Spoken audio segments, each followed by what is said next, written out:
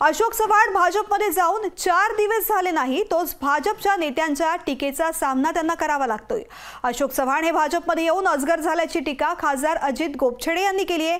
गोपछडेंची टीका म्हणजे फक्त ट्रेलर असल्याचं सांगण्यात येत आहे।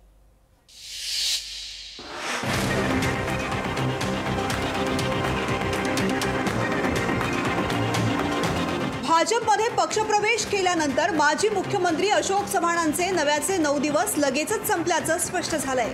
अशोक चव्हाणांचा भाजप प्रवेश म्हणजे कानामागून आली आणि तिखट झाली अशी स्थिती झाली आहे। गेल्या काही दिवसात काँग्रेसमधून भाजपमध्ये प्रवेश करणाऱ्या काँग्रेस कार्यकर्त्यांची संख्या पाहून स्थानिक भाजप पदाधिकाऱ्यांमध्ये अस्वस्थता आहे।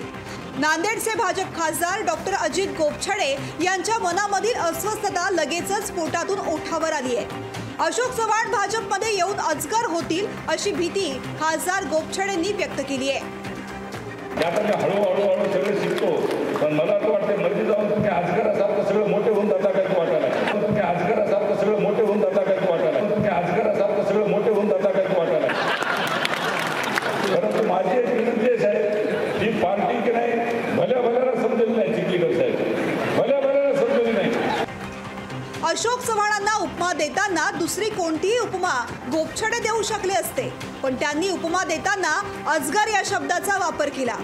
प्रतापराव चिखलीकर आणि अशोक चव्हाणांमधील सख्य संपूर्ण नांदेड जिल्ह्याला माहिती आहे। अशोक चव्हाणांच्या भाजप प्रवेशावर फारशी खळखळ केली नसली तरी त्यांच्या मनात अशोक चव्हाणांबाबत फारसं ममत्व नाही। भाजप पदाधिकाऱ्यांच्या सत्ता पदांमध्ये जेव्हा नवे साथीदार वाटेकरी होतील तेव्हा या संघर्षाच्या ठिणग्या उडतच राहतील यात शंका नाही। कमलाकर बिरादार, लोकशाही मराठी, नांदेड।